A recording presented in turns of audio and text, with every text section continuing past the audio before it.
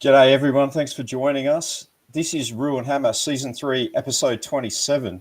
But more importantly, this is actually our 100th episode. Amazing. How did we get here, mate? I have no idea. Perseverance. That's what they say. Perseverance. Yeah. Perseverance and hard work. Yeah. It's been a ride, hasn't it? We were actually, as we always say, we're a product of COVID, aren't we? It all started with you and me just FaceTiming. As we hadn't actually met in person, but we knew each other through the Warrior Nation group. We started chatting on the side, and from there we used to catch up. It was every Tuesday night. We do a bit of a FaceTime, and we were like, you know what, this kind of stuff that we're talking about. And luckily, a few of you guys were interested in it. You stuck with us for 100 episodes. So thanks for the comments coming through. Thanks to Mrs. Carter, Brad, and Lloyd. Cheers, guys. Thanks so much for being with us. Wow, 100 times we've gone live.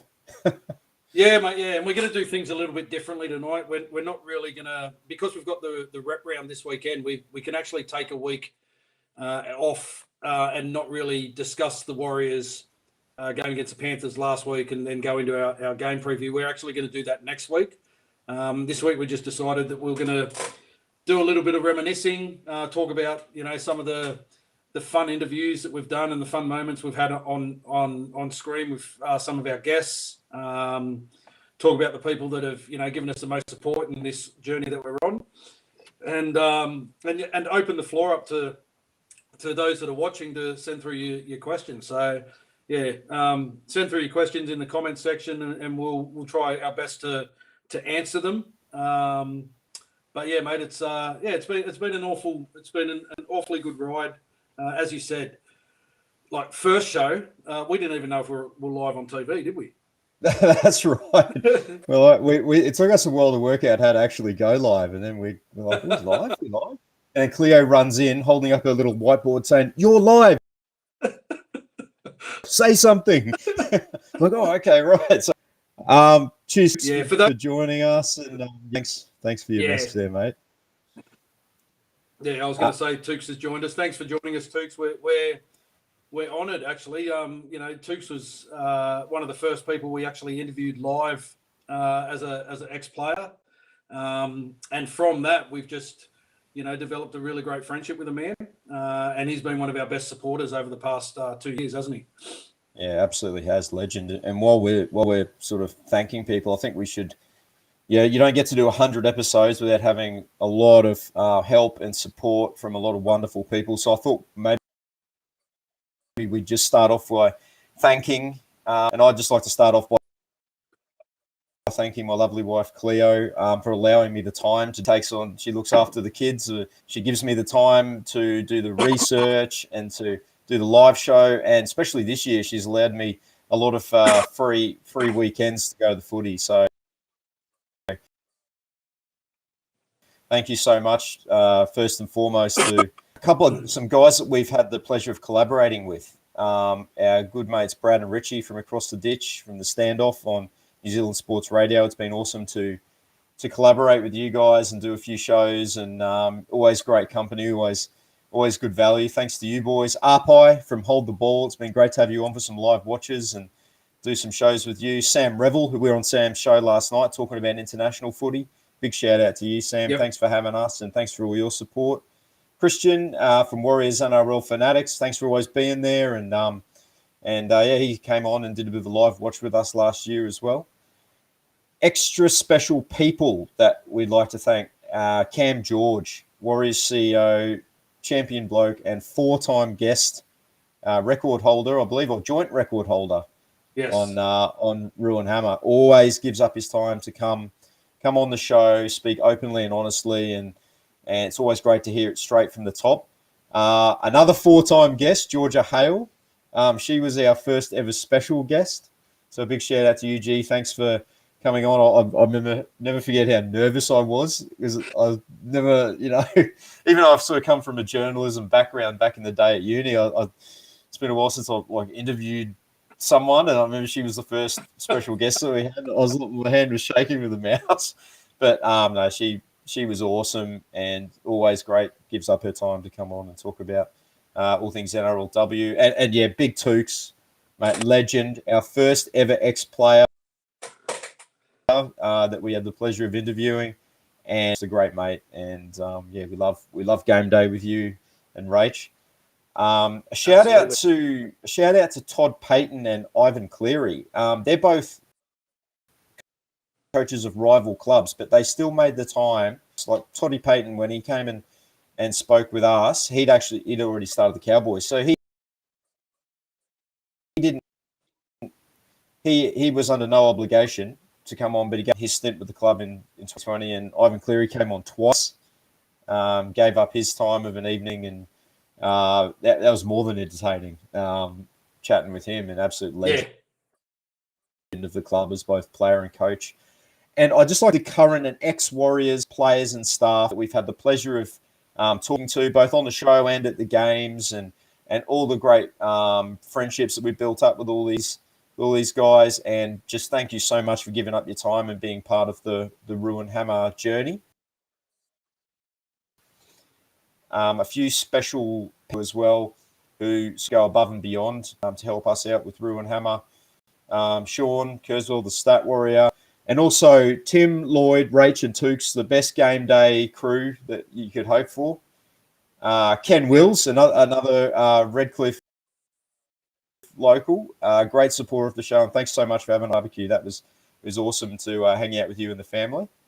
Cam Finlayson, thanks so much for taking some videos for us at the training session, and also thanks for your chats during the week. Also, Ciala as well, for the great chats that we have during the week.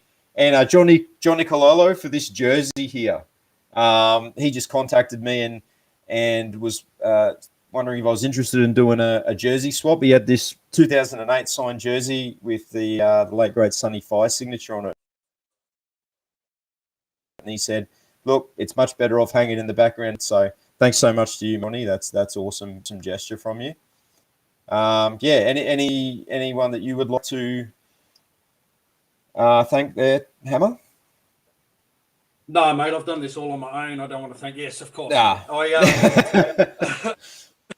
I just want to reiterate a couple of people, though, that you've mentioned. Brad and Richie, especially over in New Zealand, our brothers from the standoff. They've been really supportive of stuff that we do, and we're really looking forward to being able to catch up with them in person one day soon, hopefully. And we're hoping that they run with the ball now that the Warriors are heading home.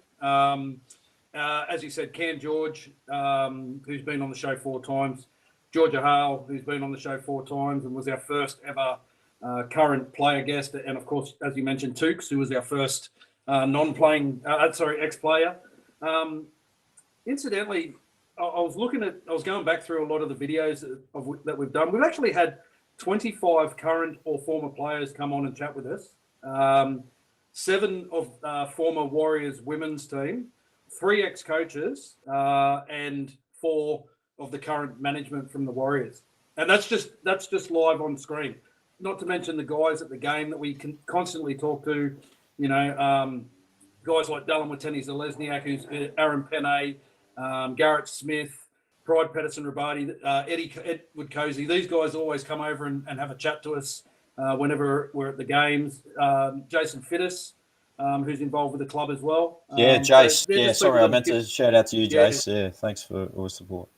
Yeah, people have just given us so much support and encouragement. But for me personally, there's a couple of people I want to thank. I want to thank my family.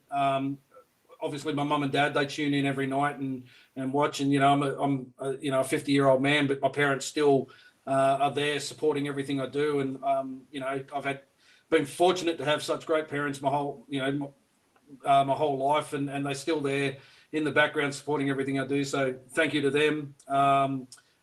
My kids, particularly my 2 daughters, Britt and Katana, who come to the games with me and very supportive of everything I do.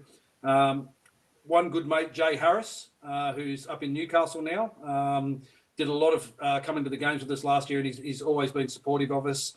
But I couldn't go past my great mate, the great Juan Carlos Contreras Ortega, who was my housemate for 2 years whilst I was doing this.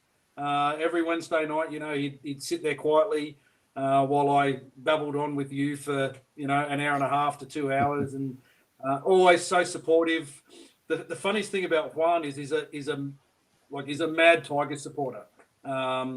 So mad, in fact, he actually dressed in a Tigers suit one day at a Tigers game way back when. But none of the Warriors staff or that knew that he was a Tigers supporter, because he was always with us at the games, and he was always supporting us. And last year in the first leg of the Mike Doreen Cup at Central Coast Stadium, he rocked up wearing his Tigers jersey, and they just didn't know what the hell was going on. He's been a great mate of mine for 20 years, and he's always been a great supporter. And a massive shout out to the great one. I miss you, buddy, and thank you for all the support you've given us, over the journey that we've had here with Roo Hammer. Yeah, for sure. Yeah, I also like to shout out to my parents as well. They always watch from a distance. Thanks for all your encouragement, continued encouragement as well.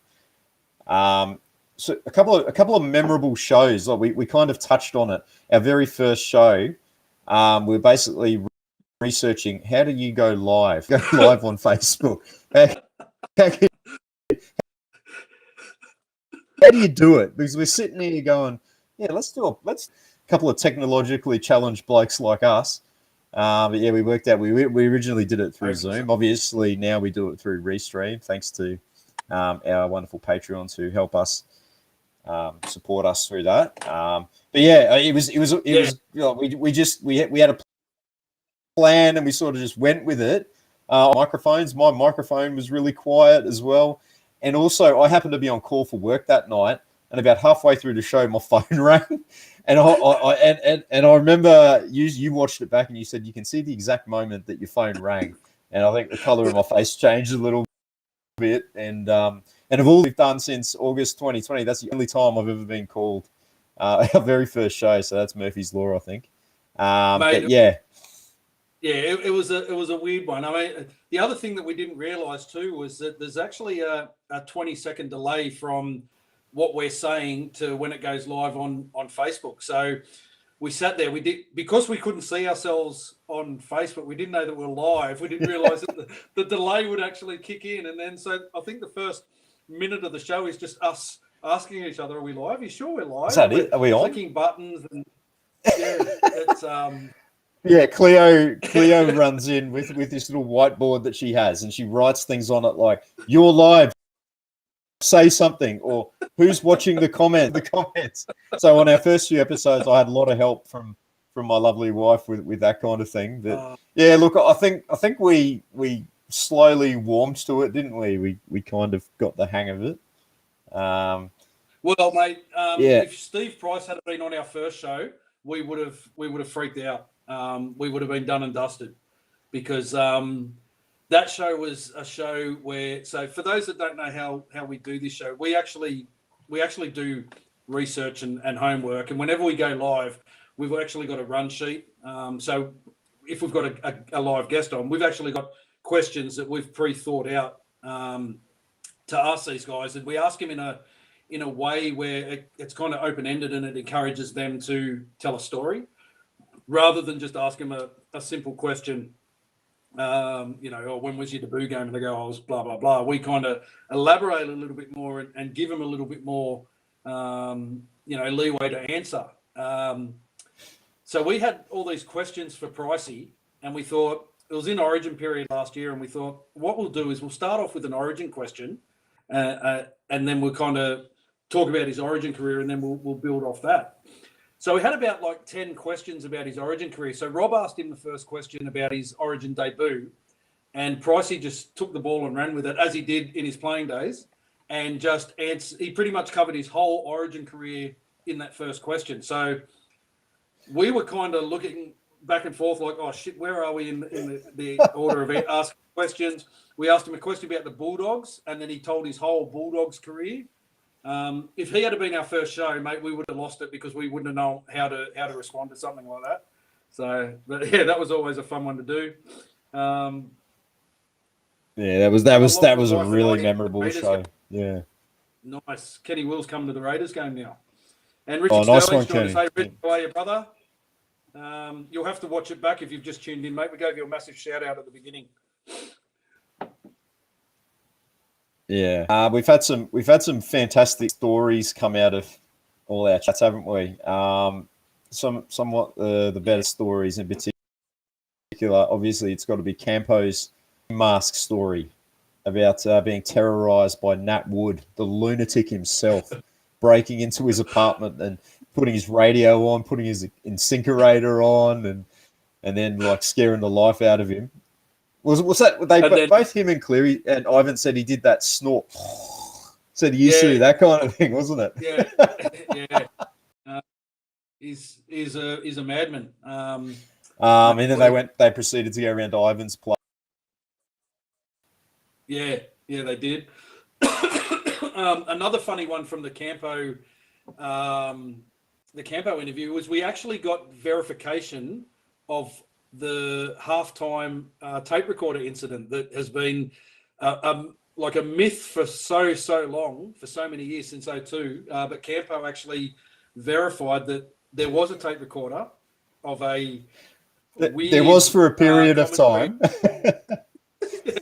Until he threw the tape recorder and smashed it. So, yeah. Interesting, great story. Another funny one was when we had Pricey on telling us about his first time Transmart Stadium and the kids on the hill seeing him and asked him, like, oh, you're Steve Price, you come from the Bulldogs? And he was like, yeah. And they said, oh, you know Sonny Bill, don't you? And Pricey's like, yeah. And the kids going, wish we had signed him instead of you. Which was a really funny story for him to tell. And Ivan Cleary's first game for the club. That Ivan Cleary was probably one of the funniest people we had on. Could have been a stand-up comedian. He was. He really was. Yeah. Got that deadpan delivery, hasn't he? Yeah. He does. Getting concussed in his first game, going to the hospital, and then getting discharged and realising he doesn't even really know where he lives. Because he was just new to Auckland. So he goes out. What did he say? He went out of the hospital just wearing his footy shorts. Yeah. And jumped in a cab. And the guy's like, you all right, mate? He's like, yeah. I just want to go home. And he's like, oh, where's home? He's like, actually, I have no idea. Yeah. He was also a good sport when I brought up his film debut in the final winter. If anyone hasn't seen that movie, go out and get it if you can. I can't find it anywhere anymore. You can find excerpts of it on YouTube, but it's a rugby league movie starring Matty Johns and Matt Nable. Everyone knows who Matt Nable is. Look at this guy. That guy. And Ivan plays a judiciary member. Doesn't have any speaking parts though, but fantastic suit. Yeah, it was a fantastic suit. Good hairstyle too. Yeah. A really nice comment just come through from Mark Roberts, and shout out to you, Mark, and thanks for always being involved with Roo Hammer and always supporting us as well. Fan base here in NZ, especially after the Cam George page got shut down, on the Road to the Vodafone Warriors page. You guys have managed to make the most of the situation, and the world has found it. The world. Cheers, Mark. We really appreciate that, and like at the end of the day, we're just a couple of fans that love talking footy, and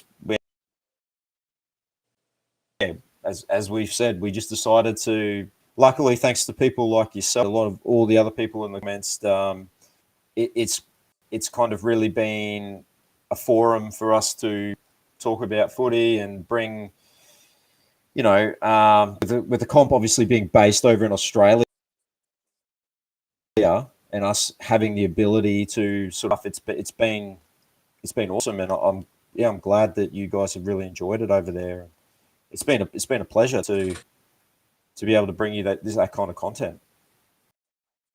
Let me ask you a question, mate. We've been very fortunate to be able to go to live footy for the past two seasons. I went obviously during the 2020 season. There was a few games here in Sydney that I went to that we didn't go to together. Of the games that we've been fortunate to be at, regardless of the result aside, what's been like one of the best memories you've had or best game day experiences that you've had in the past 2 years? Can you narrow one down? Can you pick one out? I'd probably have to go with round one last year. That was the first time that I came down to Central Coast Stadium. It was the weekend of my 40th birthday. And yeah, I did weekend. It was, obviously had a strong performance. It's a great way to start the year. Great to hang out with yourself and the great Juan, doing the road trip down from Sydney. Just everything about it was just such a memorable experience, chatting with the players afterwards. And I thoroughly enjoyed that one. What about yourself? That's a close second, that one, mate. Because we did get great access to the players, and it was kind of a bit of a kick, like a bit of a thrill too, when we kind of walk up to like Roger and we kind of introduced ourselves. He goes, "Oh yeah, Roo Hammer, I know you guys," and it kind of dawned on us then that we had, like, the players were aware of who we were. That's great memories. It was a great day. The road trip up, and spending some time with Cameron George and Robbo before the game, and some great fans in the club as well. Had a good result. But last week, even though we lost to Panthers, last week was an experience I've never had before as a fan of the Warriors. I played footy for 20-something years, and then coached for a long time. So I've been in dressing rooms, all my life. But to be invited into the Warriors dressing room after the game and to kind of like experience that was pretty special. And then to be able to stand there and chat to some of the players and just see them in their, I suppose we'd call it, in their natural environment, I guess, and just see how heartbroken they were with the result, and then to talk to them just about stuff away from footy. We had a great chat to Sean Johnson about family and awesome. And going back to New Zealand. Dallin's always good for a chat, and we pretty much spoke to Dallin about watches the whole time with his company with his brother. Jazz told us a couple of interesting wonderful stories that we'll keep to ourselves. But yeah, it was a great experience to have, and it's. Yeah, we've been very fortunate to share some really great experiences whilst the team's been based out here. And selfishly, we'd love them to stay here longer, but we know that, for the betterment of our time to go home and the fans back home. Yeah, they've got to get home. They have to. It's time to go home now. Absolutely. But very, very humbling to read these comments, and thank you so much to all you guys for all the kind words. It's very humble. Have we got it? I can't see questions coming through. Have we? Mike Harrison has just asked, have you been to Mount Smart Stadium? I was lucky enough to have been there 5 times. So I went to 2 games in 2004, which we lost both of those. In 2011, to that game where we played the Tigers and we were leading 22-4 with 15 minutes left and managed to lose that. I went there with my great mate Brad, who's a Tigers fan. It was there on our 30th birthday kind of joint celebration. I went 2017. We were lucky enough to win the prize at the Gold Coast function. So we went over for the Raiders game in 2017. We lost that, but we had a great day there at the stadium anyway. We got to go into the sheds that day as well over at Mount Smart. And then the final game that I've been to, the most recent game I should say, 2018. Final round of the regular season, which was also Simon Mannering's 300th game. That was a massive event. and it was the same weekend as the Warriors awards dinner as well, which I was lucky enough to get invited to as in my capacity as a membership ambassador role that they kind of had back then. But yeah, that was an awesome game, and we finally got a win. So 5th time lucky. Hasn't been a happy hunting ground for myself, but it's always awesome to go there. And I'll never forget the first time I went there. It was just like far out. I can't believe I'm really here. For me, I've never been to Mount Smart Stadium. My story is a little bit different. Those that know me very well know that from, I think, 2001, I was a single parent of 5 kids at home, young kids. And so travelling overseas to footy games wasn't something that, was high on my agenda at the time. And then all my kids got into, weekend sports. So up until, 2015, 2016, I had that was keeping me pretty occupied. And at the beginning of the 2020 season, I made the decision that I was going to go over to New Zealand, watch some games in New Zealand, got my passport organised, and then COVID hit. So, no, I haven't been to Mount Smart, but I am looking forward to getting there first chance I get. We're really hoping that we can get back for the Titans game. It's just for us at the moment, it's just financial, just trying to work out the financial side of whether it's viable for both of us to get back there in time. But no, haven't been there. Braden asking, are we going to watch the Kiwis versus Tonga game? Absolutely. Absolutely. Watch any international rugby. Will be fairly neutral, but I think Hammer will be a bit different.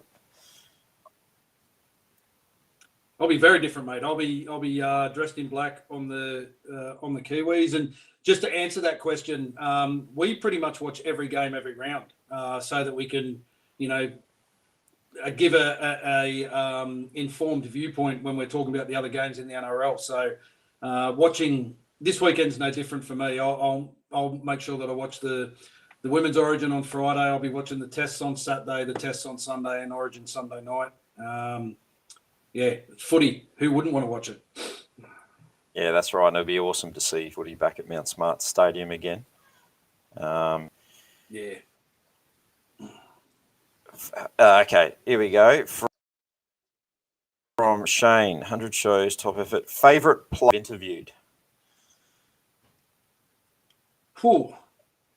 I'll say now, it becomes really difficult to judge them, because one thing that we pride ourselves on is once we get a player, someone like we reach out, we get make contact with someone, and then we get them to come on the show. Once they're on and they've done their show, we don't kind of just forget about them. We're constantly in contact with these guys and forming, friendships or, relationships behind the scenes. Campo, we catch up with whenever we can. We chat to Stacey quite a bit. I catch up with Mark Hotto a couple of times for coffee, Good old Mark. Yeah. Michael Witt's always chat to us, Grant Rav. So it's really, really, it's really, really hard to single one out. Probably one of my favourite was Clinton Torpey, because he was the first one that really showed how comfortable he was with us talking to him, because we got off the track.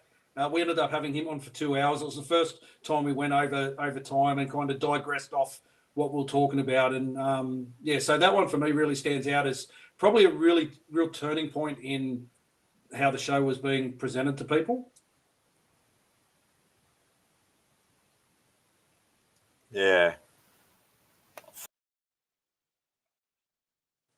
For me, I don't pinch myself moments was when we had a chat to, firstly, Steve Price. That was just, I was like, I remember sitting there going, I can't believe we've actually got Steve Price on the show, and although the show went for 3 hours and 40, I was just like glued to it. I was just in the zone the whole time. It was just brilliant to hear from a man who's achieved so much in the game. And then obviously Stacey, that Someone asked what was your biggest stuff up. I think someone asked that before. Well, that was a bit of a stuff up that day because we'd organised Stace. He could only do a Saturday morning, so we'd say morning show, and then when he came on, the technology just failed us. I can't remember what it was, and we were unable to actually go live. And we had all these people messaging us, "Is the show on? Is the show on?" And we're like, "Yeah, we're trying." So I think what we ended up having to do was record that while we had him, because he literally only had an hour. So we recorded the show, and then I think we played it back later on. So it's another example of probably us being a little bit more experienced and being able to think on our feet, because if that had happened right at the start, that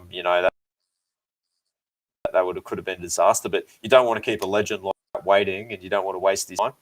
So luckily we were able to think on our feet and record that one through Zoom and play it back. So, and yeah, that was the other interview for me, like talking to Stace before we sort of had a lot to do with him in person. So just like, this guy is the greatest warrior of all time. That was real buzz for me. That was real weird because I've got a really good relationship with the Mad Butcher, and I've only ever met him once, and that was at a game at Wynn Stadium in 2018 when the Warriors played the Dragons. But he's another one who's been very supportive of what we do and constantly rings me and gives me feedback and says, "Oh, what you're doing is great, mate. You're really promoting the club well." And for him to ring me, and he rang me one day and he gave me 2 phone numbers. He gave me and he said, "Look," because I said to him, "Look, these are the 2 guys that we'd really love to get on for an interview, but we have no way of getting in touch with them." So he gave us these 2 phone numbers, and one of them was Stacey's, and his explicit remark was, "Don't share these with anyone, or you're dead to me." So logged it into my phone, rung Stacey. He didn't answer. I left a voicemail message for him, and then he rang back. And to have my phone light up with Stacey Jones was just kind of surreal. A surreal feeling. The other one, talking about biggest stuff ups, when we had Mark Graham on, we had a lot of issues that night connecting to Mark, but that was at his end, I think, not our end. Yeah. I think it was just another old guy that couldn't work out technology. Yeah, I think even in the Mark Horro, he was really funny. Yeah, he kept putting his phone up to his ear. So all we could see was the inside of his ear while he was talking to us.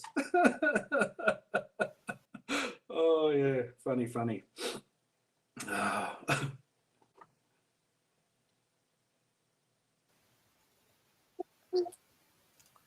Knowing how it was going to go, because we'd never really interviewed anyone before, and I just remember, obviously Tukes being the man that just had heaps of stories, and it just made us feel so comfortable. And I just remember coming away from that thinking, how awesome was that? We just chatted to a Warriors legend. Part of it, like all the stories that came out, and you hear the different points of view from different players. So you ask all the different players about 2002 grand final, all the players that we've chatted to from that side, and they all kind of have like a slightly different kind of point of view about what happened at that period of time and what happened during the game. Told us about the Villa Santi incident, and so the headbutt incident, saying that it was actually Warangi Korpu's on a charge down rather than the headbutt. Yes. So that was an interesting one. Yeah, it was.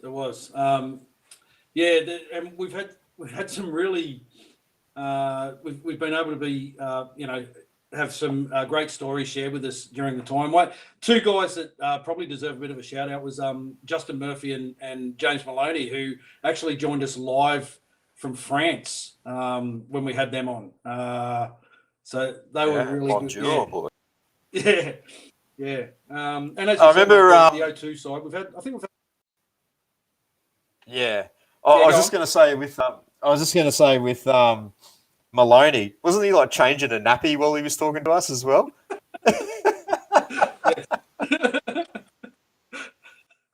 Yeah, or he was bouncing a kid on his thing, and he was wandering around the house chatting. That was a funny one. Yeah.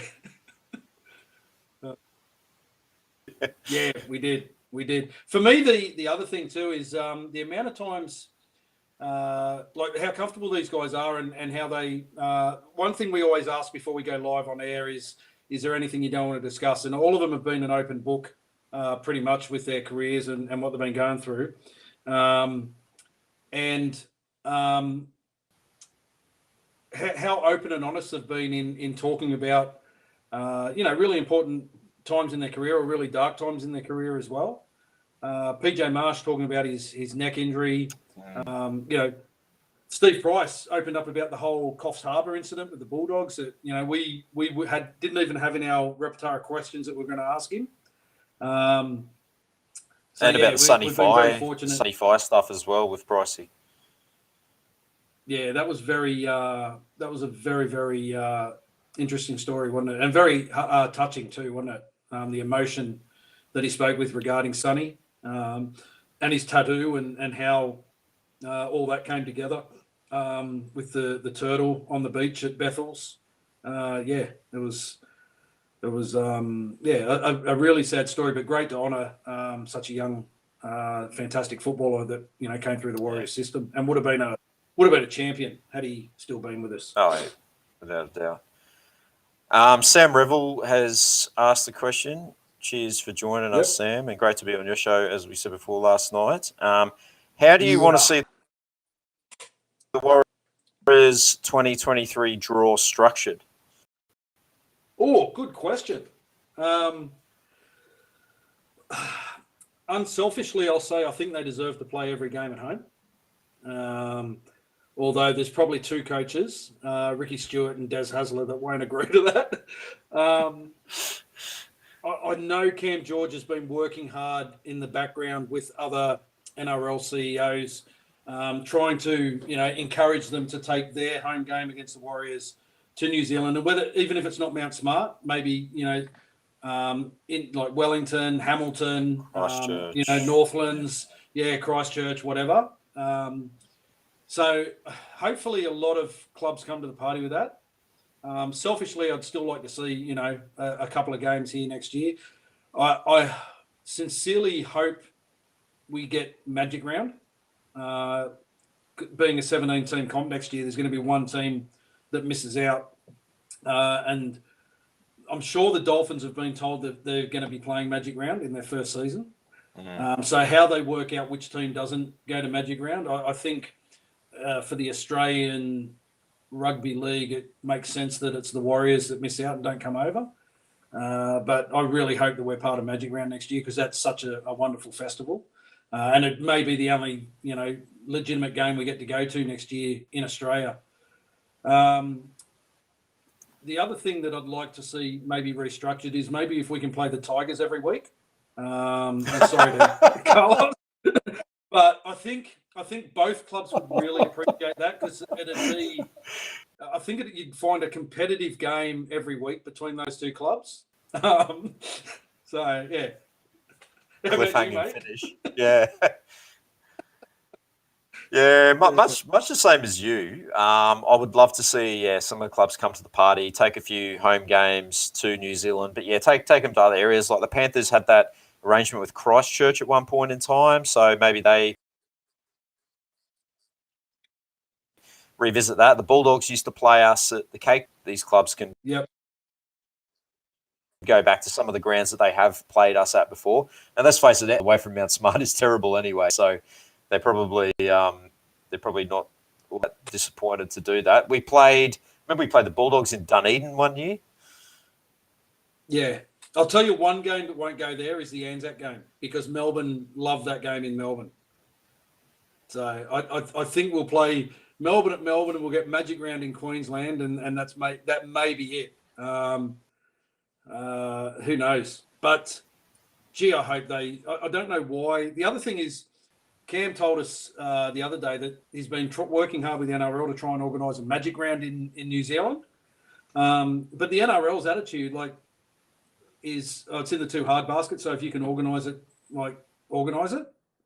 Like that, they're really not bending over backwards to help. Yeah, they're great idea.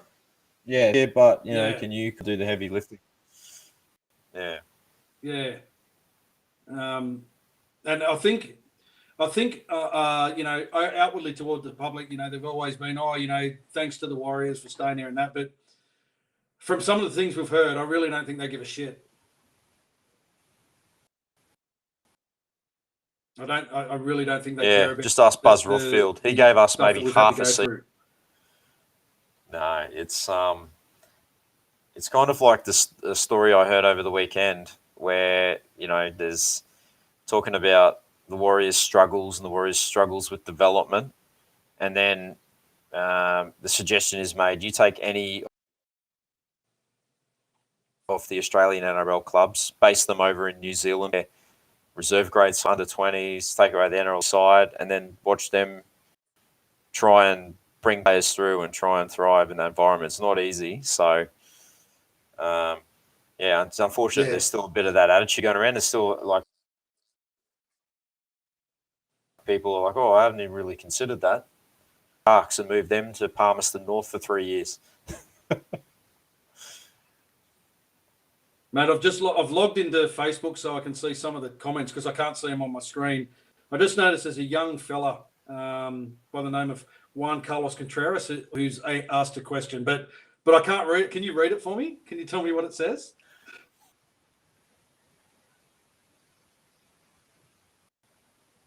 I'm sure all your followers would like to know more about the man behind the show who lived with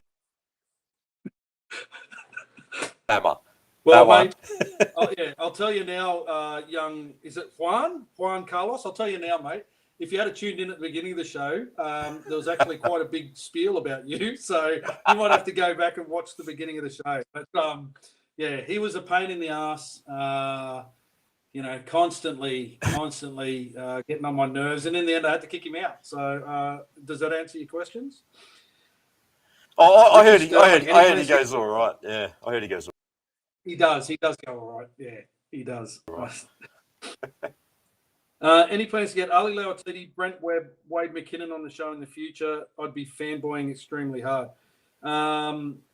He's in the works, isn't he? Yeah, Ali Lauatiti's in the works. Brent Webb, we've contacted. We haven't got anything back from him, which it happens. When we contacted Pricey, it took him 10 months to return the message.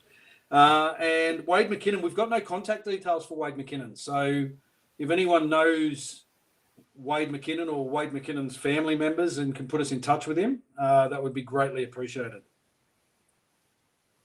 He'd be a really good one to get on. I can confirm that Jason Deeth, Dr. Death, will be on he'll be on early July, possibly July 6th. Yes. Yeah. He doesn't need his hands on the Mike Doreen Cup anytime soon. That won't be going anywhere, mate. That won't be going anywhere. That stays with us. Well, it's with us for now. Well, the second leg is next week. So what a fantastic occasion. I know. You've got to think that that the boys are going to really fire up for that first game back at home, and knowing that they're playing for the Mike Doreen Cup is another extra incentive. Absolutely. Kaiser's Business Adventures on YouTube is asking, Hammer, are you Maori? Yes, I am. Ngāti Rākua, our marae is Ngāti Kapu Manawa Whiri down in Otaki. So yes, I am Māori. Dad's Māori, Mum's Aussie, and as a result, I end up looking Greek. So Italian or Lebanese.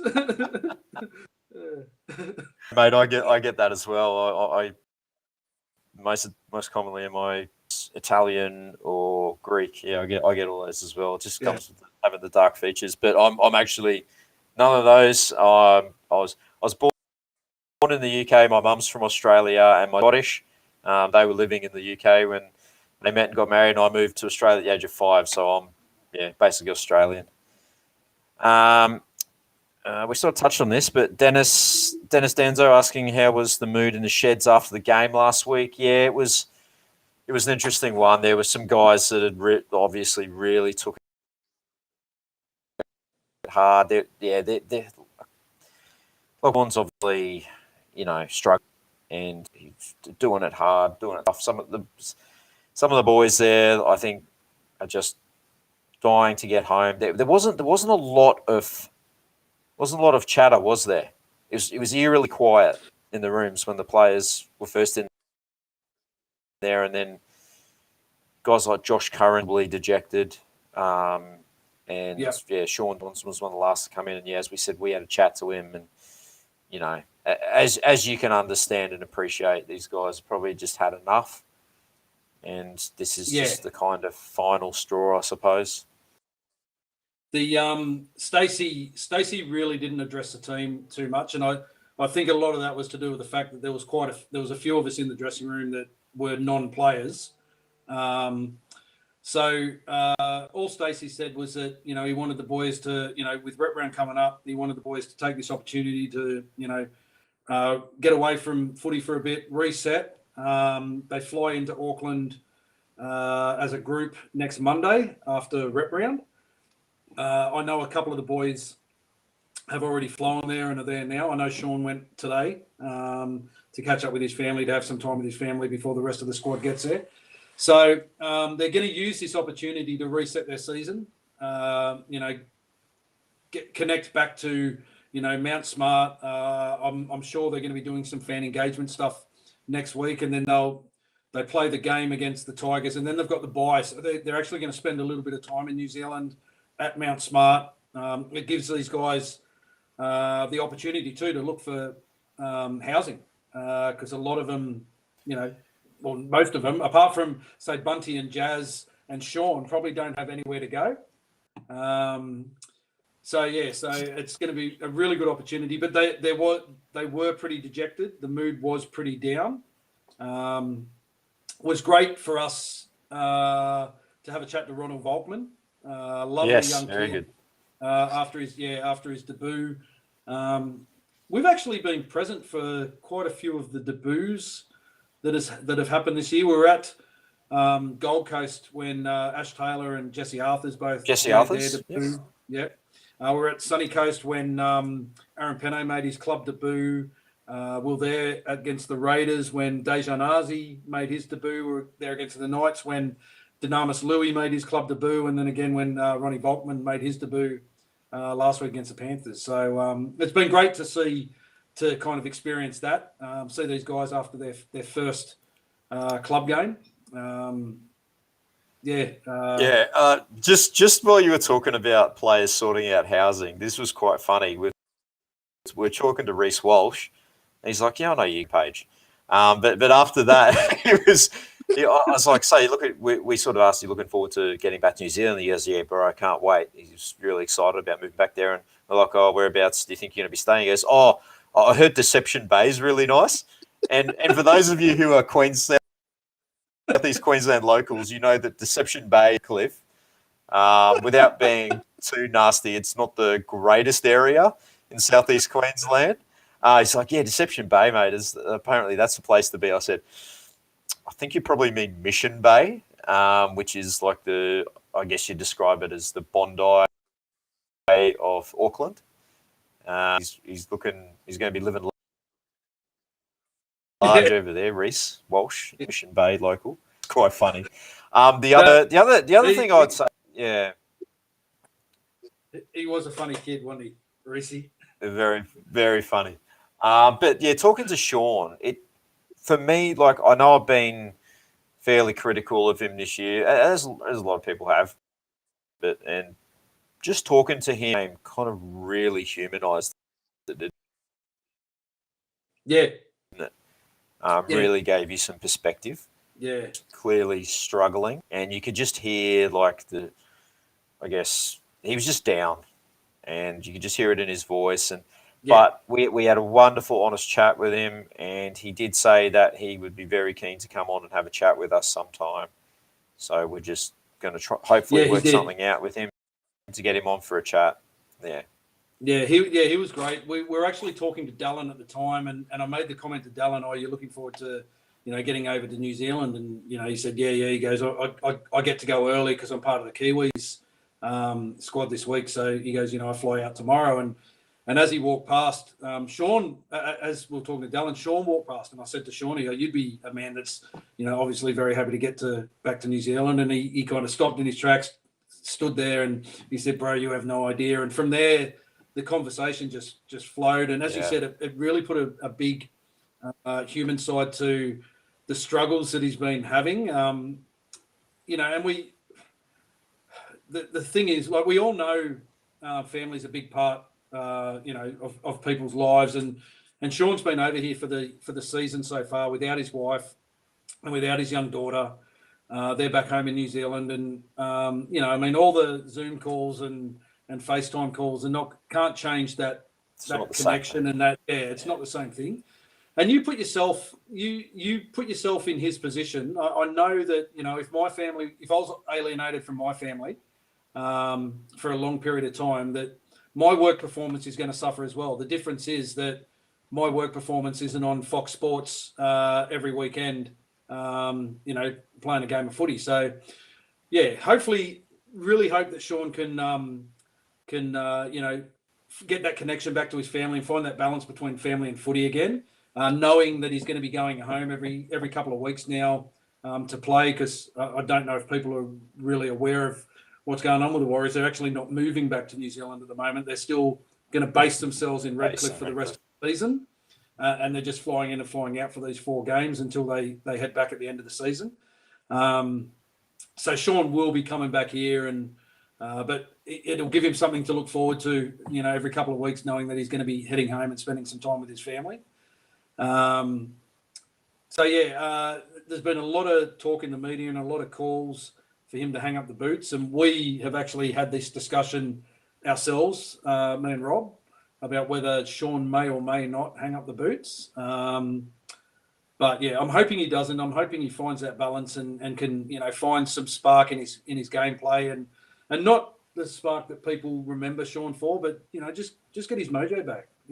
Run the ball a little, have a really good kicking game, and direct our boys around the park and start, getting our team moving forward. That's really what we want him to be able to do. Yeah. Tukes has reminded us to ask the doctor about the helicopter incident. So we'll have to note that for when we have Dr. Death on there. And another question. Sean has said, Jason did old man's 1988 Commodore when moving houses. I think Campion may have borrowed it as well. True story. There we go. I think they both lived with the Mad Butcher as well for a period of time. Yeah, I think so too. Tukes would know. I think Campo. I think the story was the Butch tells this story that whenever the dishes were to be done, Campo would always mysteriously get a phone call from Australia right when the dishes had to be done. So he'd always disappear.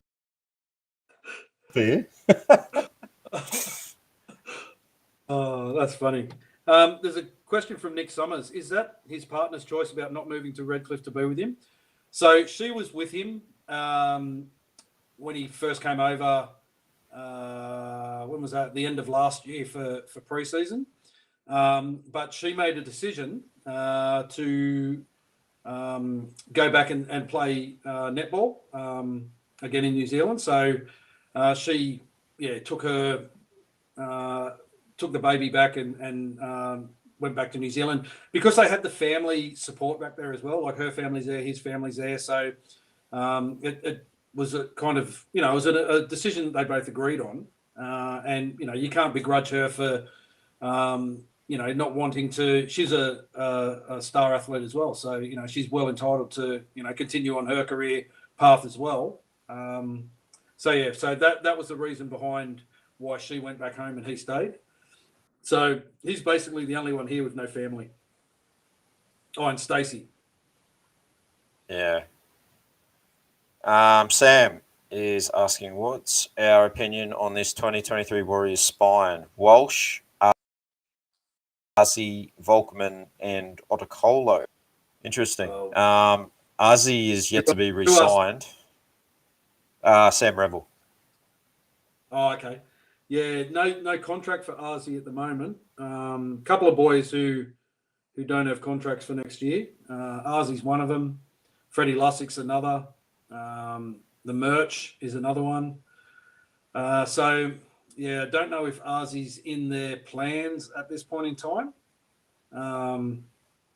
I think the spine next year is pretty much the spine that you saw play on Saturday night, which was Walsh, Volkman, Johnson, and Egan. Yeah, I'd love to see Otakolo get some more game time, though. He's showing glimpses of it. Was it the Knights game? He started to make a few good runs out of dummy half. We'd heard a lot about his running game. A lot of it in third, but I'd be keen to back into this season. We've got nothing to lose. Give him a bit of a run and see how he goes. Interesting that one of our recruits, Murata Niokore, has been named in the centres for the Kiwis this week. Wondering if he's coming to the club to play centres or whether he'll be a back rower as per his Parramatta commitments. Interesting to see.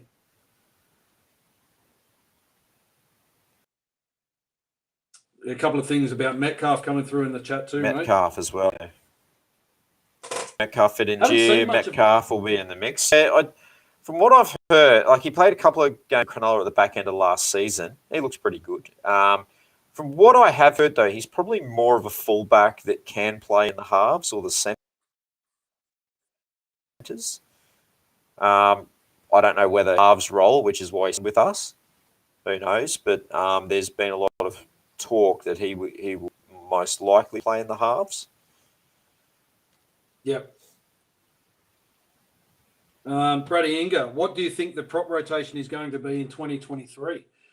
Well, that's a good question. Well, obviously, Fanua Blake.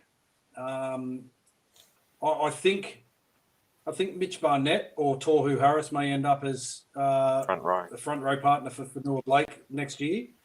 And then you've got Bunty. It certainly won't be Jazz. Jazz hates, just so that everyone's aware, Jazz actually hates playing in the front row. He confirmed that on hating it. Yeah, he is hating it.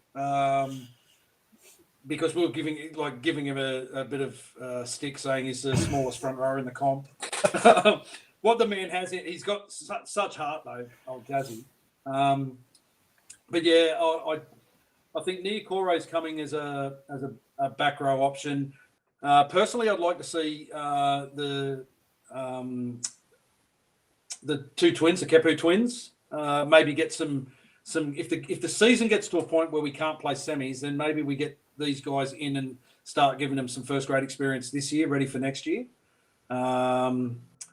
They've been doing their time in for Redcliffe in the Q Cup. I'd love to really see those guys get an opportunity. And the other one is Pride.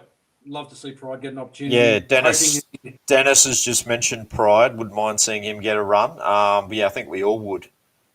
We've heard a lot about him, and yeah, it's just bizarre that we got him over from the Broncos, as you've said, mate. We got him. We went to all the trouble to get him over from the Broncos, and he hasn't even had a look in. No. The closest he's come has been in the 25-man squad. Yeah. So yeah, he did. You were speaking to him on Saturday, weren't you, about that? Yes. About the game this weekend for the Cookies. Yeah. Yeah, he's really excited, to be, playing an international and representing his nation. But also, too, he's using it as an opportunity to, remind the Warriors and then any other suitors out there that might be looking for a forward that, he's got what it takes to play NRL. We were at one of the training sessions early in January, and watching him at training, he was doing everything right. And I actually said to Rob, I said, I think Pride's going to be in that game one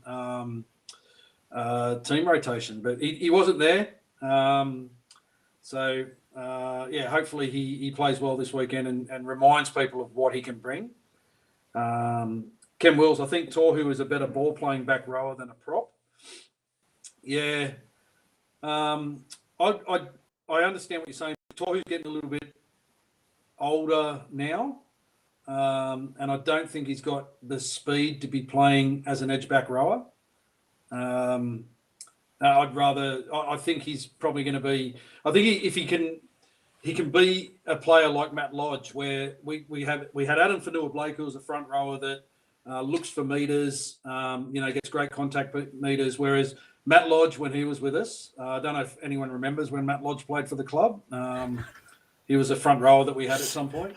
For 14 games. His big thing, his big thing was his offload, or he was always the kind of guy that he didn't get a lot of post-contact meters, but what Matt Lodge got for us was he landed hands, knees, got a quick play the ball pretty much every time. So maybe Tohu can be that type of front rower for us.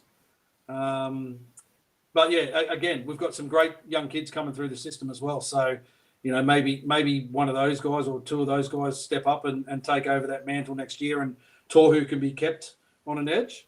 I will say, when we're talking about our forwards, I think Josh Curran's wasted on an edge. I think Josh Curran needs to be playing 13. I saw last week, one thing I noticed a lot with Josh Curran last week was he was used as a decoy. And it took the Warriors a little bit of time to realise that every time they used him as a decoy, he actually got through the line where they eventually threw him the ball and he scored their only try. I don't like Josh on an edge. I would rather him in the middle where his work rate, is up. Yeah. I know I've digressed a little bit from what the original question was, but yeah, just my thoughts. We running tend around to do that. Talking footy. This what we're talking. How Rob and I are talking now is pretty much how our phone conversations go. Yeah, We just start off and start go off on footy. tangents. Yeah, we end up talking about all sorts of things, movies and as well. Yeah. Matt Roberts is saying only thing with the Kepu twins is they're currently playing in the Colts. No, not true. One of them played in the Colts last week, and the other one played in the Q Cup front row. And we was there, so we saw these guys last weekend. But yeah, it's interesting though. A guy like Junior Ratuva, he's not even playing Q Cup. He's playing local A grade in the Gold Coast for Runaway Bay, I think. So he's fallen way out of contention for. Made 40 meters last week, apparently. Yeah. And with a man with strides as long as his, it's probably what 1 or 2 runs. Yeah. Yes. So it's not looking good for Junior. I wasn't. A lot of people were excited about him at the start of the year, but unfortunately, it just hasn't quite eventuated. Yes. Interesting comment here from Mike Harrison. He said, still so many holes in the roster. Need to recruit once the coach is sorted. The young kids, Kepu twins, Berry, Cozzy, etc., primarily develop in the New South Wales Cup. And that's one thing that Cam George said to us last week is that next year the Warriors will have the NRL, they'll have the New South Wales Cup. And I think, did they say they're going to have a team in the flag, in the 19s comp as well? I think so. Yeah, I'm pretty sure that's what he said. Yeah. Yeah. So that'll be good. They'll 3 teams travelling together every week will be pretty good. Hacker Time Rugby asking, how did we... Well, basically, we're both part of Warrior Nation. Yep. It's the Australian-based supporter group run by Richie Morgan. Shout out to you, Rich. And we were part of a group chat, weren't we? And I think one day we just messaged each other on the side and had a bit of a conversation about the way the club was going. That was back in midway through 2020. I think it was just after Kearney had been sacked, and we're talking about potential coaching changes and administration changes. Anyway, yeah, and then as we said, we started FaceTiming, and we hadn't actually met in person until February 2021 when I came down to Sydney for a wedding, wasn't it? So we had actually done the podcast for about 6 months before we'd actually met in person, if you guys can believe that.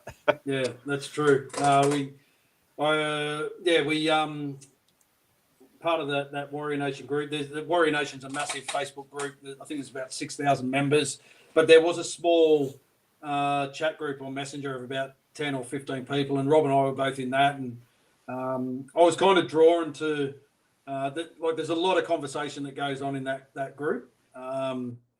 Some intelligent, some not very intelligent at all. And I was kind of drawn to the way Rob responded to some of the chat conversations in that group. It was kind of along the same lines as I thought. So I reached out to him on the side and, basically introduced myself. Hey, I'm part of the group, blah, blah, blah. And then, from there, it kind of grew from that, didn't it? We had a lot of FaceTime conversations each week. And then, got to the point where it was like, hey, maybe we should go live with this and see what happens. And, that's pretty much how it happened. But, we didn't meet until that day at North Sydney Station. Station. A bit of a live. Yeah, we did a live from North Sydney Oval that day. That's right. And another little promo. Yeah, and a promo under the Harbour Bridge, which was pretty cool. Yeah, that was a great weekend. Yeah, fantastic. Do you guys follow the Rugby League Centenary podcast? Two guys reviewing classic matches. Great stuff. No. I've not heard of that, but it sounds right up my alley, Buff. Yeah. I love going. I probably the games that I probably go back to is as far as the early 90s, because that's when I got into rugby league.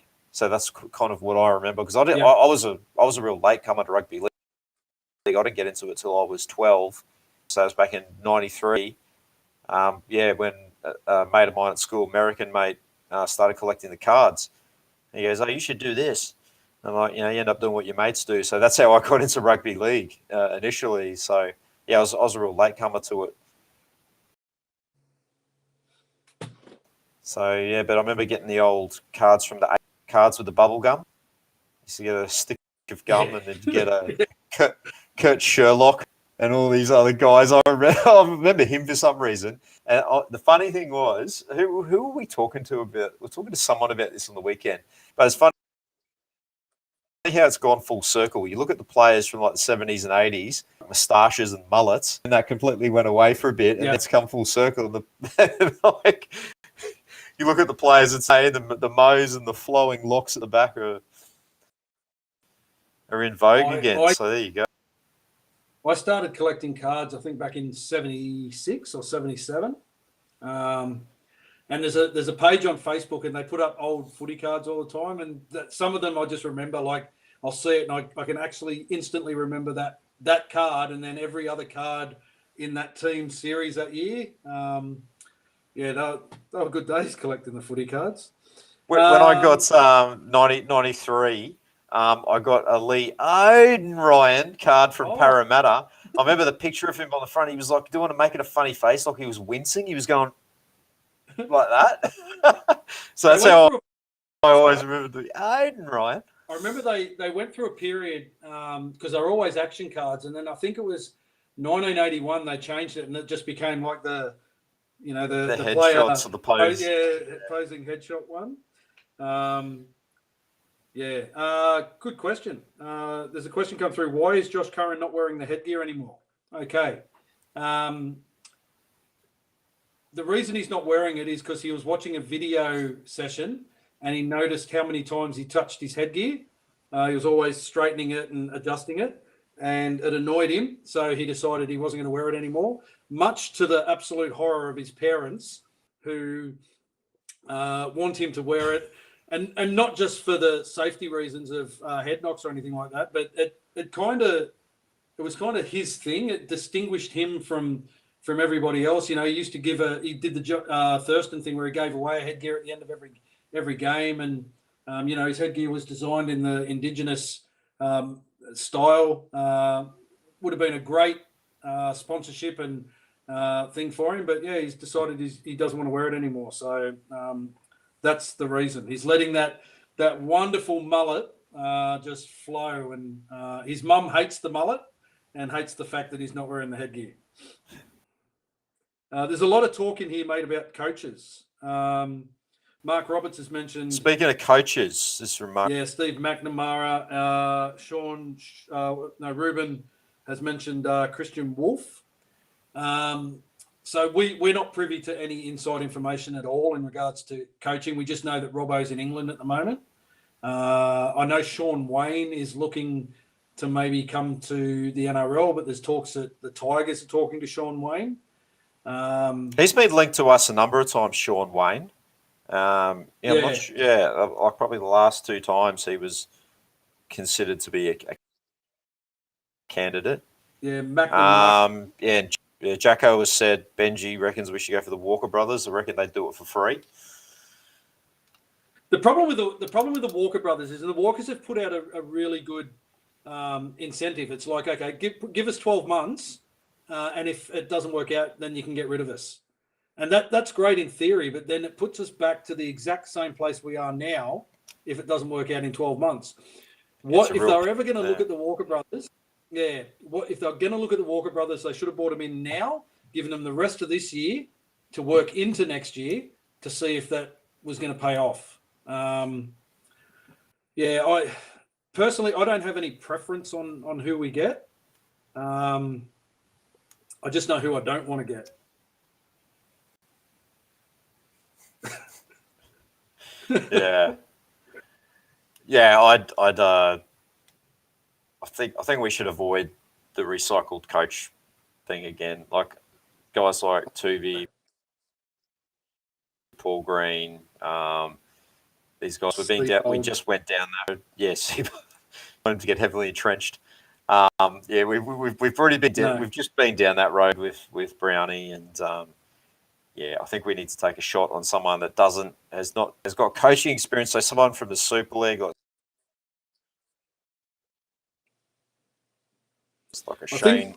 a Sean Wayne, coaching experience, but not necessarily NRL coaching experience. I think the problem we're going to have though is enticing someone to come to our club. It's not an attractive, especially when you've got 3 other coaching gigs out there or 2 other coaching gigs out there at the moment in the Bulldogs and the Tigers. All 3 clubs struggling for form. Bulldogs probably better than the other 2. You got 2 clubs that are based in Sydney, so Australian-based coaches don't have to relocate country. And it's the combination of not much on-field success in our 27 years in the competition, the cold and wet Auckland weather, and you're in a different time zone and you got different currency that you're working with as well, that kind of thing. I think that plays a lot on why we can't get top-notch coaches to the club. Because people like Ivan Cleary was great, but people have to remember when Ivan Cleary came to us, he was a novice coach. He hadn't coached first grade. There was no guarantee that Ivan was going to do anything special in his coaching tenure at the Warriors, and we're very lucky that that he did. I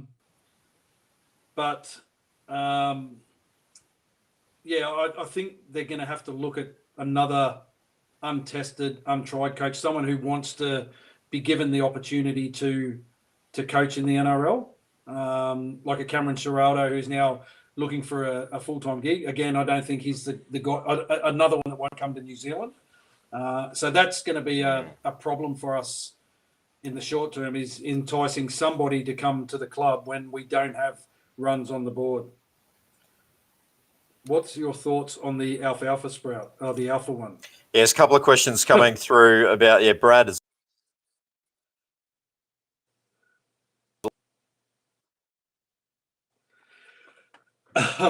also asked. We've met Robbo. He likes he's very social, he's great. Gets around, shakes everyone's hand, and we had a bit of a chat with him at Magic Round as well about I met the club and moving back to New Zealand. I met Robbo round 1 2020, the Warriors versus Newcastle. We'd gone up to Newcastle. A mate of ours who a lot of people know, Josh Gage, was recovering from some heart surgery, and he had been invited to chat to the Warriors, and myself and Richie Morgan and a couple of others were part of his group going up there. So we're having a cup of coffee outside the Novotel at Newcastle, and there's this crazy guy dressed in Warriors gear, weirdo fucking hairstyle, and his kid, and I'm chatting to him thinking he's just another Warriors fan. And then we go inside and we do the session with the Warriors, and we come downstairs. They went for a bit of a walk down the beach, the team, and we're having coffees inside the Novotel, and this guy's standing at the table with us. And I turned to Cam George and I said, "Who's this guy? Just another fan of the club?" And he goes, "No, that's Robbo. He's the owner." So that was my first time meeting Robbo. Had a bit to do with him over the last couple of years. Again, he's another guy who's been really great with us. Always chats, always has a talk, big on the handshakes, that kind of thing. From a business perspective, I think Robbo needs to be like Eric Watson. Be the owner. We use your money, but hands off, stay the fuck away, and let the people that know how to, do their jobs within the club, do their jobs within the club. That's what we need from him. We don't need him, having arguments with marquee players at end of season awards, and then going on and talking about how he's the alpha male and that kind of thing. Yeah, we don't need the owner to be in the news. Yeah. So lovely guy, and we thank him for his ownership. But let those that know what they're doing control the workings of the club. A couple of questions from Piri Piri watching us on YouTube. So his first question was, will the Warriors get the wooden spoon this year? And second question, thoughts on debut. Regarding the wooden spoon, at this stage, unfortunately, if the Tigers and Titans get another win or two each, then I think we might be struggling to avoid it. But Hammer and I have had this conversation. Like maybe it's what we need at the moment. Maybe we need to get the wooden so that people stop and go, okay, there's something that really needs to be fixed here. Yeah, as you said, we've had this conversation, and our thought patterns, or my thought patterns are, one thing we pride ourselves on is the fact that we've never won the wooden spoon, and we gloat about that. But in you have a look at like 2011, we had 3 teams in the grand final, and since then we've had an 8th place finish. But other than that, which was in 2018, but other than that, in the last 10 years, our highest position on the ladder has been 10th. And we wallow around 10, 11, 12 every year. And we've accepted this mediocrity, when I say accepted it, each year, we're disappointed with the way we finish, and then we buy a couple of players, and then we all get hyped up, and this year's our year. And because we're there or there a bit. Yeah, and this year's going to be different. And we all did it at the beginning of this year as well. We thought this year was going to be different, and it's not. So as much as I don't want to win the wooden spoon, in reality, it may be something that we need to do for the powers that be within the club to realise that there is a problem and that it needs to be fixed, and we have to make changes. And, all this talk about wooden spoon and stuff like that. Who remembers who got the wooden spoon in 2015? Who remembers who got the wooden spoon in 2013? I don't. So unless you win the premiership, that people remember that. But they'll talk about wooden spoons and they'll say, there'll be a thing where we've won one if we win it this year. But, 4 or 5 years' time, no one's going to remember who won the wooden spoon in 2021 or 2022. And put it this way. On that. Yeah. No one other than us Warriors fans remember that we were ever in 2 grand finals. So that puts it into perspective for you. The Volkman question as well. I think he had a very solid debut. He took a while to get into it, but he kicks as well. And his direction, coming his direction as well. And he did get run over by Liam Martin there, but I think overall he did quite well. Solid debut for the young man. Hopefully goes on to bigger and better things and have a partnership in the halves. I think Volkman's debut was one of those things where I guess Stacey's hand was forced. I don't think Ronald was ready to make his debut yet. I think, he needed a little bit of Q Cup footy under his belt, train within our systems for a couple of weeks. But I thought he had a relatively good debut. He made some mistakes, but he did some really good things as well. He chanced his hand a little bit. He was our go-to kicker at the beginning of the game, which got him involved quite early. And I hope that now that he's made that debut, he should now be in the halves pairing till the end of the year, because we've invested in him for 3 years. So he's in our halves moving forward. We haven't bought him to play, New South Wales Cup. So give him the opportunity this year to learn to develop in first grade, we'll see how he goes into next season. Gets a full pre-season behind him. There was a question I do want to. Ken Wills has asked, in your honest opinion, what are we lacking for us to be in the top 8?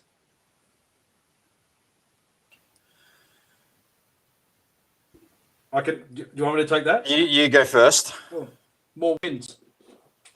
I'm here thinking about the team, and you're just like, scoring more points than the opposition a bit more regularly. If we score more points than the opposition, you'll find that at the end of the game we'll be in front, and then they'll give us those 2 points.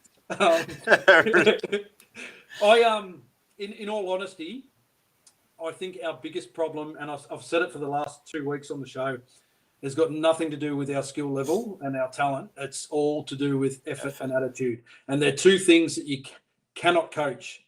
You can't coach effort and you can't coach attitude. That comes from the player within. The boys have to be able to be honest with each other and look each other in the eye and make each other accountable. And if they're not doing their job out on the field, if they're not putting in the effort and they're not putting in the attitude, then Stacey has to be the one that makes a call that doesn't pick that guy for the next week. Unfortunately for us at the moment, there's quite a few guys that just aren't putting in that effort and attitude. And when I say effort and attitude, it's not, what it is it's, if you miss a tackle, you kind of don't hurry back into the line, or it's you kick chase. It's, talking and communicating in defence and identifying weaknesses in the opposition. It's, getting back to work hard to get the ball out of your own half in yardage sets. It's all those little things that people don't notice, because you've got a guy like, Reece Walsh will take the first hit up, and then Montoya, and then Pompey, and then somebody else. But our edge back rowers need to be working harder to get back and do some of those tough carries. Or we put a kick in and our chase is poor. We don't put any pressure on the opposition. It's just things like that that we need to be better at, and it's those little effort and attitude things that can change a game. Because if you're not going to put in the effort and the attitude, and you don't have that attitude, then you're not going to create those scoring opportunities for yourself or the team. What's a Pompey? He did get injured though. He had was it broken ribs? Broken ribs, yeah. Yeah. Yep.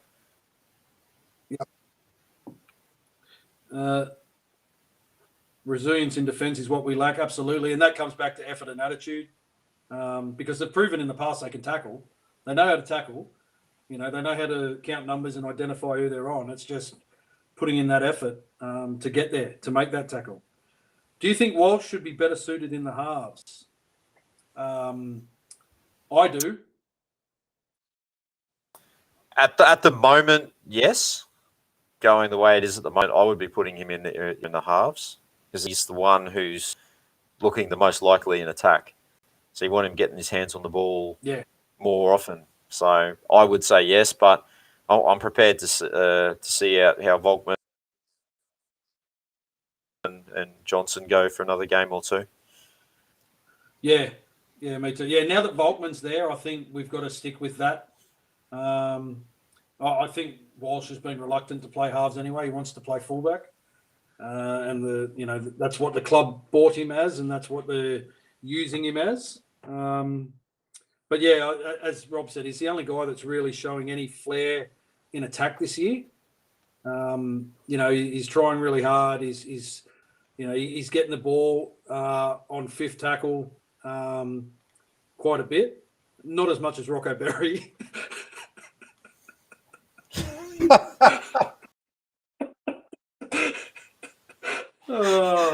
He's got to be hitting the stats to finishing the set with ball in hand, honestly. Yeah. Yeah. Poor bugger. Yeah.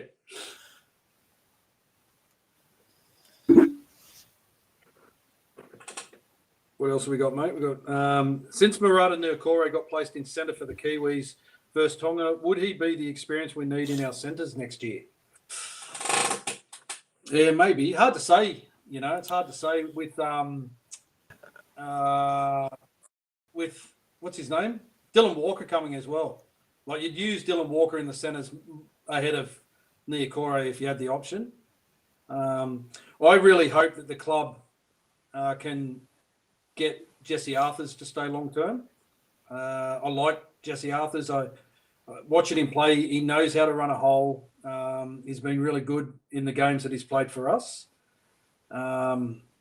But we just don't know what's happening with the Broncos at the moment. He'll be back down the pecking order at the Broncos as well. So if you've got Farnworth and Staggs as your starting centres, and they got, already got their wingers, they got Cobbo and Corey Oates there on the wing. So it depends on whether the Warriors can dangle that carrot in front of him, saying if you stay here, you'll be a starting centre, as opposed to sort of biding his time back at the Broncos. Who knows how that's going to go? We've asked the question, but I don't think anyone's any clearer on that, how that's going to be resolved. They said just at the 1 year loan deal. So at this stage, it looks like he'll be going back to the Broncos unless something happens in the interim. He may really enjoy his time back in NZ. He's from there originally. So, yeah, that's right. Yeah, a few things could. Yeah. But yeah, like you said, he's down the order there at the Broncos, isn't he? With Farnworth and Staggs. And then they've still got Tessie New. Who else have they got at that club? Who's playing centres for him now that Farnworth was injured? I'm not sure, I think. Oh, Brenko Lee. Oh, the Origin star. Origin star, Brenko Is it Lee. Origin star, Brenko Lee? That's right, yeah. They had that Eloise. Oh, yeah, that's right, Brenko Lee. Yep, of course. Deloise Hoyter, who turned us down back in 2017 because his wife got a good job in Brisbane and didn't want to leave. Yeah. Well, it worked out well. He played one NRL game since that time, so good on him. Yeah. Yeah. It's a bit of. Any more questions coming through? I think that might be. Yeah, I think that might be it. Unless anyone's got some last ditch question, like, what's your favourite pasta dish? What's your favourite kebab? What do you have on your kebab? Yeah. How do you cook your steak? How do you have your steak cooked? Hey? The hard-hitting questions. Cook your steak. The hard-hitting questions. And do you fold and scrunch? Do you fold or scrunch when you go to the toilet? One other thing I think I'll mention about another great aspect of us being able to go to all the Redcliffe games this year has been that Hammer here has an uncanny ability to look at someone and pick. This was really funny. So the ground announcer at Redcliffe, we looked at him and goes, "It's Henry Rollins." The ground announcer was Henry Rollins. It is. We had Jack Black running the sidelines with a. Yep. He was a photographer, wasn't he? Jack Black. Yep. He was. Cannibalistic serial killer Dharma, hold off the camera. Yes. Who else did we have? Oh, there was a bloke. There's a bloke there that was hanging around the Warriors section. Looked exactly like Ivan Cleary a few matches ago, wasn't it? Correct. There was, and we also This had bloke looked just like Ivan Cleary. Jason Momoa. we had Jason Momoa. That's right. The other one we had was Wayne Bennett actually working the door at Dolphin League. That's right. With Sia. He never got sick of that, did he? He never got sick of us saying. Oh yeah, I do. I have this. I have this uncanny. Payne Haas. Have they ever relayed your concrete by your seats yet, Robbo? No, well, we had those 2 golden point games. He's alluding to the fact that I'm a nervous pacer. So yeah, there was those 2 golden point games. I gave it a bit of a Lisa Marie. Who's written that one? How many people noticed the hammer in the logo? Who's that? Oh, Toke. Who wrote that? Toke. On your Toke, yeah. He's been one of the game day crew as well. Yeah. Redcliffe. Yeah. Yeah, I'm sure most people would have noticed that our logo actually comprises of a hammer. It's a Roo and Hammer. So we got that logo done up literally about an hour before we went live for our first show. That's right. Yeah. But interestingly, so we've been doing this now, 100 shows, all the games we've been to, the other stuff that we've done as well, live watches and all the rest of it. And we're sitting at the game at Redcliffe Leagues prior to the Newcastle game. And it was Rachel and Tukes who said, I never realized there was a hat. We had a Roo and Hammer hat sitting on the table. I never realised there was a hammer in your logo. Like, seriously? I thought it was all Roo. Yeah. Richie Sterling, I like my steak like 2020 Warriors wins. Rare. I love that. I love that. You win. You're the con of the night. Are you both attending the match at Sunny Coast? No, we're trying to put all our eggs into the basket of getting back to New Zealand for the final game. So we're not going to be spending any more money on any other games or any other travel. I will still attend. I'm going to attend 3 more games here in Sydney. The Parramatta game, Sydney, the Canberra game, and I'll go to the Penrith game. But that'll be with the Currans. So I won't be travelling, Queensland or anything like that. That's in my own backyard. But yeah, we're going to really try and get home for that Titans game. I haven't been to Mount Start. I really want to go to one game there, or a game there. So that'll be great if we can do that. Yeah, mate. Well, I think that about wrap 100th episode. Thanks heaps, guys, for all the questions. Really appreciate that. All you guys watching across Facebook and YouTube. Thanks to you guys for being part of the journey. And we can't do it. We wouldn't gotten anywhere. You guys hadn't have followed us, watched, viewed, supported everything. So we appreciate you guys so much. Thanks so much for being part of the journey. Yeah, absolutely. Thank you to everyone that tuned in tonight. Thanks to everyone that's, given us their support over the past 2.5 years that we've been doing this. And, we never thought that we'd get to this point in time. We absolutely love what we do, the product that we present for you guys to be able to, stay in touch with, what's going on with the Warriors, and also, share your voice as well in the comments and stuff like that when we go live. That's why we do the show live, is so that, you guys can all join in the conversation. And we really do appreciate it. We appreciate you tuning in tonight. Next weekend or next Wednesday, we'll we'll get back into our regular show. We'll have a look at that game against the Panthers ever so briefly, and get to talking about the lead up to the game at Mount Smart Stadium, and then the week after that game, hopefully we can get Brad and Richie on a Tuesday night to discuss how that went, because we'll have the Dr. Death on the Wednesday night, won't we, mate? Yeah. It's pencil in for the 6th of July. Yes. Yeah, absolutely. All right, guys, thanks very much for joining us tonight. Everyone stay safe and go the Kiwis. Weekend, go the Warriors. Thanks, guys. Take care.